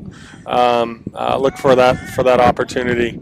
If you double steal a foot, and Windermere executes it perfectly. Grant Bronner moving down to second, and Grant coming home. So now, as Adam just mentioned, we are 1 run from this game being an official and completed game. In high school baseball in Florida, if you're new, it is 10 runs, and then the game is officially over. The victory goes to the team with the 10-run lead. And only 1 out with the runner at second now. Thank you for joining us on the Varsity Sports Network. Long run for Jones. Oh, nice job. He got on his horse. Of course, these are the Mustangs in the field, so. Absolutely. And boy out there, he's 3 for 3. I mean, not a lot has gone right, but that play in that right field approaching the line, high sky wind, 2 in this inning. So good for him on that. Blake Sayre steps up. Sayre has reached base twice in 3 at-bats, although he does not have an official at-bat. An error in the first inning and then a couple of runs. He also scored a couple of runs after each of those hit, which in baseball, that's the idea. That's why you put your leadoff, whoever is leading off, you put him at your leadoff. And Jones, well, guess what? Jones made all 3 outs in this inning. So certainly, 3 nice catches. So certainly Jones showing that he's got some leather out there and takes care of business for Wekiva. We'll go to the top of the 6th inning, still a 9-0 lead for Windermere as they look to up their lead 15-3. This is the Varsity Sports Network. Good sportsmanship goes beyond the court. It starts with respect. Respect the game. The Orlando Magic are proud to support this season of middle school basketball. For more information on Orlando Magic youth initiatives, visit orlandomagicyouth.com.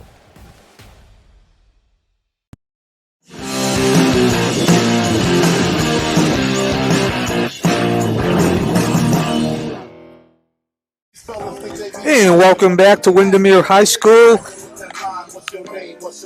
A 9-0 lead by the homestanding Windermere Wolverines against the Wekiva Mustangs.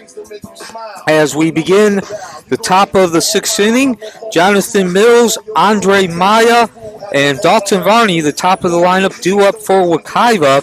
And they will be facing a new pitcher, the third for Windermere. That is Holden Bronner, who actually is moving onto the mound from center field. I'm excited to see Holden throw today. Always throwing it pretty good from the left side, and from when I got to coach him a few years back. So it's neat again, like I said earlier, to see these kids. And they made a few defensive changes that we'll figure out here. Yeah, that's Adam Bates, the other voice you hear. I'm Neil Fisher. Thank you for joining us on the Varsity Sports Network.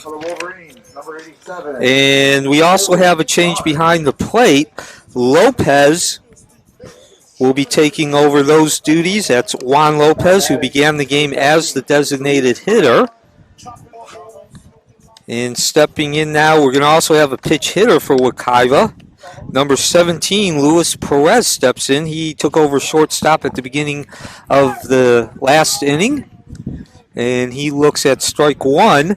And we were talking earlier about the feeder system for Wekiva compared to Windermere, making the point that as Bronner delivers, throws some inside heat, Perez unable to catch up. Perez, a freshman, that there have been some players, 15 or so, that have come to Wekiva from the Apopka Little League. But a lot of those other players, as Perez holds off, it'll be a 1-2 count now. About 3 times more go to Apopka on every couple of years. So it's about 3-to-1 ratio. And where I'm going with all this is that Perez is one of those 15 players or so that come to Wekiva from the Apopka Little League. And I can tell you, of course, he's a freshman, so he has to go through a transition. But he comes in, he is fully ready. Give him a year of experience to take over the starting shortstop position at Wekiva. Yeah, 100%. And what happens with these bigger schools, and Orange County does not build small schools. We're not building 2 and 3A schools here. No, Wekiva's one of the smaller schools. Yeah, they're building small cities, right? And the talent that gets cut sometimes at these bigger traditional rich schools, no matter the sport, could go play somewhere else. Perez hits that ball to straightaway center field. Looks like Ty Head had moved over to center from right.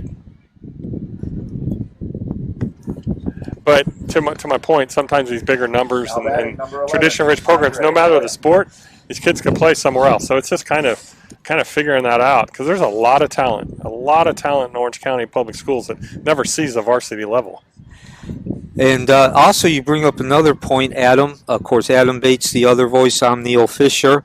Adam has been around baseball for almost 3 decades, umpiring and coaching, as Andre Maya steps in, the third baseman, 0 for 1 today. Wekiva is actually one of the smaller schools. There's 22 schools in Orange County. Of course, Orange County covering what is considered Central Florida's count goes 1-1 now. And they've gone back and forth between Class 6A and 7A. But primarily, they've been a school that has had between 2,500 and 28 students. 2,800 students, yeah, absolutely. They kind of up and down. I remember when Ocoee was built. I'm really close with the original AD there, Mr. Bill Chambers, another Orange County legend. And by the way, Ocoee, as there's a strike, 1-2 count now. Excuse me, strike 3. And so the ball will be whipped around the field. And just want to get this in, Adam, don't mean to cut you off. No, but Wekiva has, again, gone between 6A and 7A. And Ocoee was opened only 2 years before Wekiva. Yep. Yeah, and that was my point. I remember spending some time with Bill and saying some classrooms weren't, but and then they were bustling the next year, and then Wekiva came. It was part of that plan, and it's just been challenges all over the county. When Windermere opened 5 years ago, a lot of these kids were at Tradition Rich for Coach Jesse Marlowe at West Orange High School. That's Dalton Varney at the plate, by the way, 1 for 2 for the shortstop. And they had a lot of great talent there, and so forth. So you have to think, folks, that Orange County Public Schools opened their 9th school. I've talked this a lot the last couple of weeks as we've been working on this officials initiative. We opened our 9th school in 1988-89 and in the county.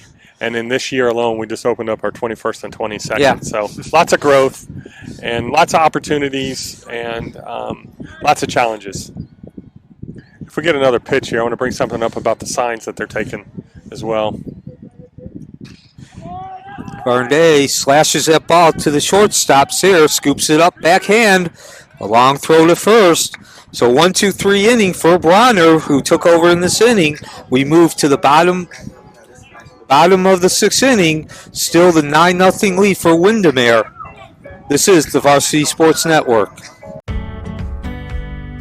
Hello, I'm Dave Allen, and this is Frank Lavalio from Financially Speaking. If you're on the cusp of retirement or have recently retired, make sure you tune into our show at 11 a.m. on Sundays. We will teach you how to structure a tax-efficient retirement income plan.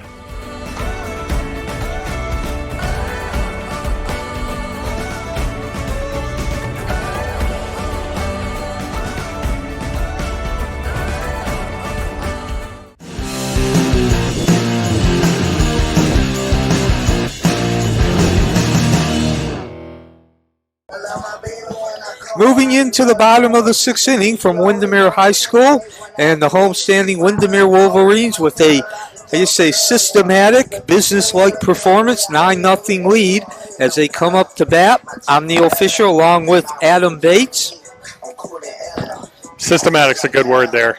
Just going about their business. Yeah, Windermere hasn't done anything flashy. This is a team that actually came into today's game batting .306 and 16 home runs, but yet they have yet to hit an extra base hit.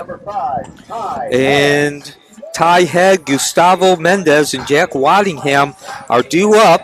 And if you're new to high school baseball in Florida, they have the 10-run rule, which just as it states, if one team's ahead by 10 runs at the end of 5 innings, after the end of 5 innings, the game is official, and the team with the 10-run lead is the victor. Yeah, that's actually a Federation High School deal where they had it. In the last couple of years, they've implemented the 15 after 3. And Rodriguez continues on the mound for Wekiva. Rodriguez is third of 3 pitchers. Chase Griffin started. He was chased out of the pitcher's mound in the 2nd inning. Jackson Zapata followed him. And now Rodriguez takes over. Head on the mound with the 2-0 count. Updating softball over there. And there it looks like they're still 2-0 in the 7th inning. And that ball hit to right field. High, but not very deep, about 15 feet in front of the track. And Jones. So, our boy. Yeah, Jones, four straight outs now. Yeah, I think that's right. Although that 6 or was 7, he's got half the putouts, I think. Although that was the easiest of his last 4 outs. So talked about that at the end of the 5th inning.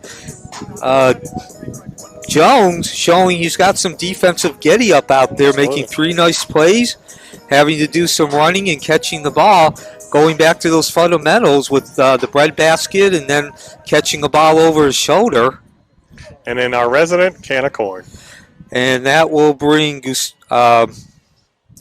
hitter up. That's number 3, Gustavo Mendez.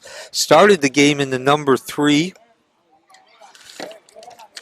hole. And now Max Pickert takes over. 9-0 lead for Windermere, bottom of the 6th. A very systematic, business-like production for the Windermere Wolverines, 25th ranked team in the state of Florida, Max Prep rankings. And now a 1-1 count. So Windermere putting those runs together, it hasn't really been a steady growth of the runs in terms of the inning. 5 runs in the second, 4 in the third, and 1 in the fifth. So to be honest, the end result, barring what would be an incredible comeback, not only because of the score, but when you look at the situation with Wekiva, a team that's improved dramatically over the last couple of years, but still much room to improve. But as that ball's chopped down to first, and that is Simon who muffs it. So getting back to my thought, a tremendous surprise. You would think you might see more of a steady run production in terms of maybe 1 or 2 over each inning, but 8 of the 9 runs have been scored in 2 innings. Yeah, again, just missing that big hit. And I don't know if the Wolverines have been as sharp as they wanted to against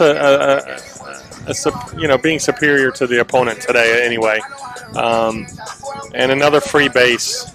So let's see what happens here with Jack Waddingham. With 1 out, runner on first. And Waddingham has had, I could definitely say he's been the offensive star, maybe first among equals. 3 at bats and reached base all 3 times, a walk, a couple of singles, a couple of RBIs, and a stolen base. Yeah, Jack's going to have some important at-bats for these Wolverines for Coach Lassiter over the next couple of years as a Stetson commit as a young sophomore. So you can just see it develop. He's a lefty-righty guy, right-handed defense and lefty at the plate. Brings an advanced approach. And I know Eric's going to be counting on him to do a lot of good things in the 4-hole on a talent-laden team here that's looking to make a run, as you've been talking about all day today, Neil. 1-0 count on Waddingham. Waddingham beginning this game with a .356 batting average, and he looks at a ball. So Waddingham certainly, again, 2 for 2. His batting average will go up at the end of this game. 9 RBIs, and he has a round tripper as well. 1 out. Runner at first. So we're in the bottom of the 6th. 9-0 lead for Windermere. As the count now goes 3-0. This is Rodriguez on the mound for Wekiva, and then only his 2nd appearance of the season.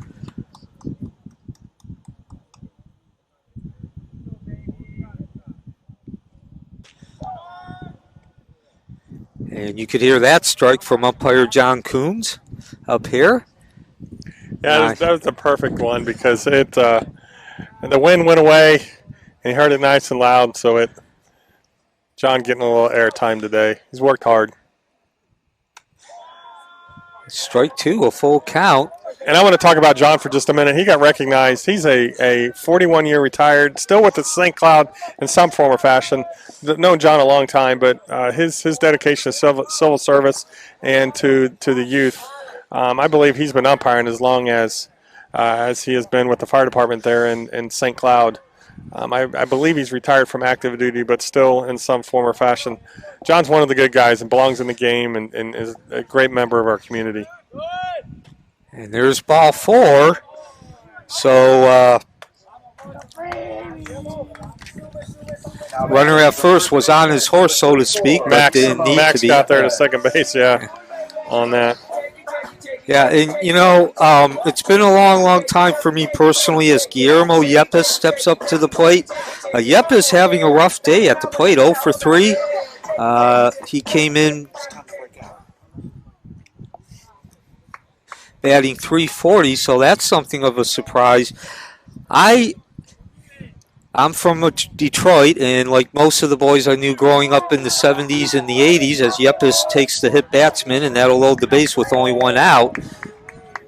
I played baseball, Little League baseball in the spring and the summer, and bantam hockey in the fall and the winter, and from the time I was old enough to pick up a baseball bat or a hockey stick, and there were always guys like umpire Coombs, since you were talking about him, who just made such a tremendous difference in my life as a youth and as I got older and really started to plan for my adult life. Yeah, absolutely. They're important parts of our community, and the unsung heroes at times.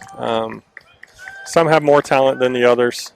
Some have more training than the others, but they're out there for the good of the game.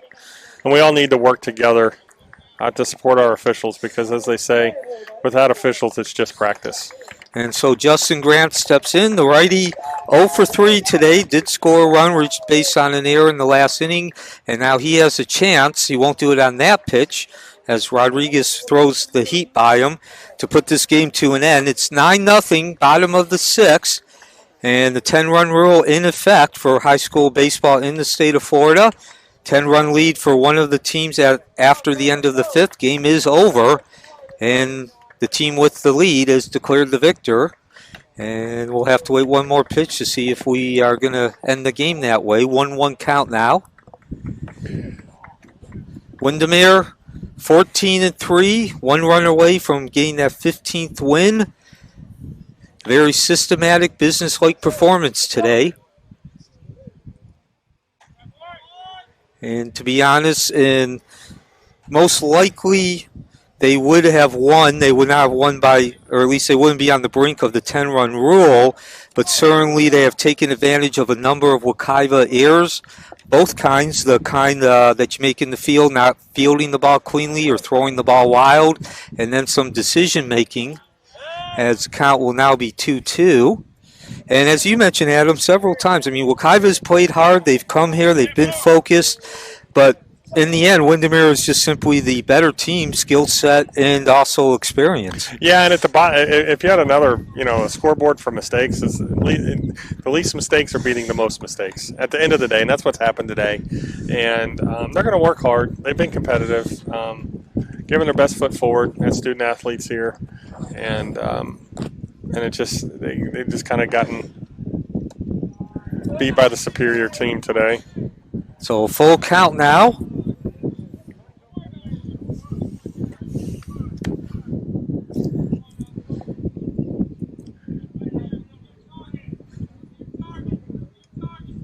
Rodriguez gets the sign from Jazzy and McCoy. And here we go. We'll see if this is the end of the ball game. And we're going to have to go at least one more pitch as that ball was spanked foul.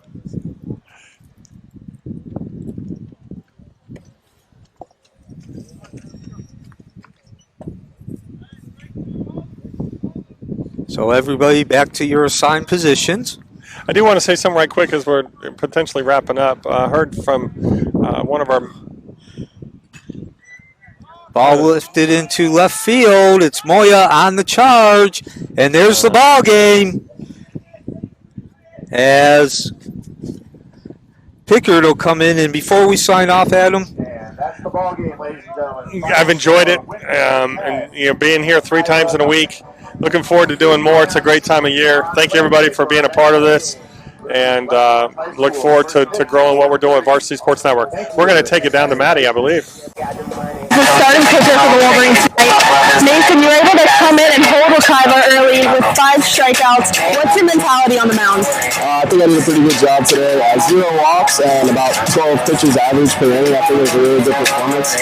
And I just knew I had to trust the guys behind me to play the ball. And your team is able to consistently put up a large amount of runs, usually winning by large margins. Why is that? It's because we just go at it. We attack them. We have the mindset to go up to the plate and just let it ride and trust the guys behind us in the lineup to continue to push us around. And how does a win on a Monday drive the energy for the rest of the week? Oh, it's going to be awesome. I'm just so prepared for the game Wednesday for West Orange. All right. Thank you so much and congratulations. And welcome back to Varsity Sports Network. Our final score for Windermere High School, the 10-0 lead. Windermere defeating Wekiva. They up their record to 15-3. Wekiva drops to 6-8. Taking a quick look at the stat line, Windermere did it. Most likely they win tonight, being the 25th ranked team in the state of Florida. Max Preps in that record. However, they get the 10-run rule with some mistakes by Wekiva. They had only 5 hits, but 10 other batters reached base via a combination of the walk or hit batsman, 4 errors as well for Wekiva. So as we say goodbye, Wekiva, an up-and-coming team, they certainly improved over the last couple seasons under Mike Scudero, but they will fall in this one, and certainly a learning lesson for the Mustangs. Windermere continues to move towards playoff and expectations of making a deep run. And with all that said, thank you once again for joining us on what was a beautiful afternoon from Windermere High School. On behalf of Bobby Latmore, our producer, director, Dan Nelson, our cameraman, Ivan Bell, our photographer and replay guy, and Maddie Little on the sideline along with Adam Bates. I'm Neil Fisher. Take care. We'll see you tomorrow. Goodbye from Windermere High School.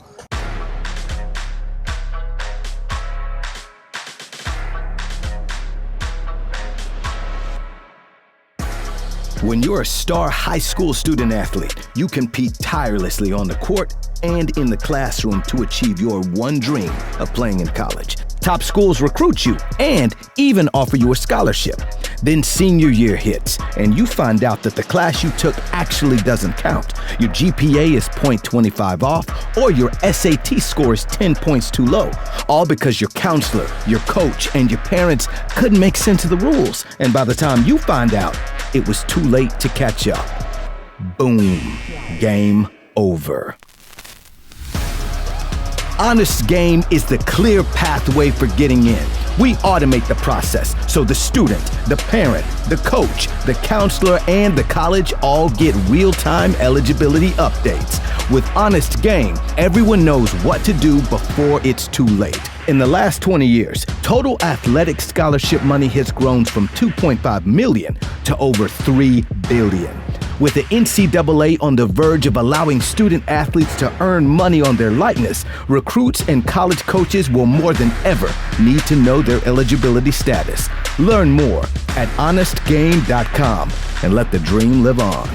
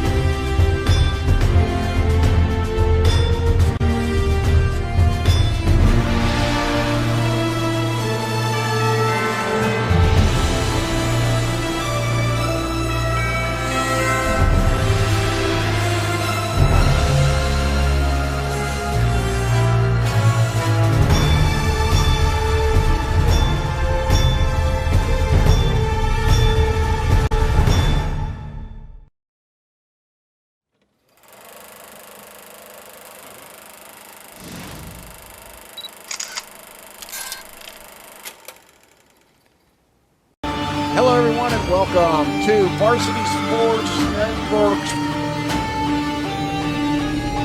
Get out here now. Beautiful.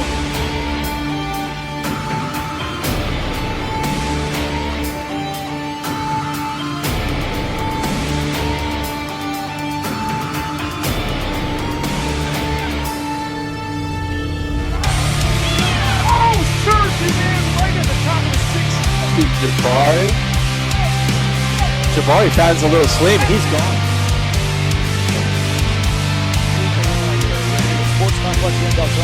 Football really gives these head coaches. Welcome to Sports of Episode 2, Alex and Nick.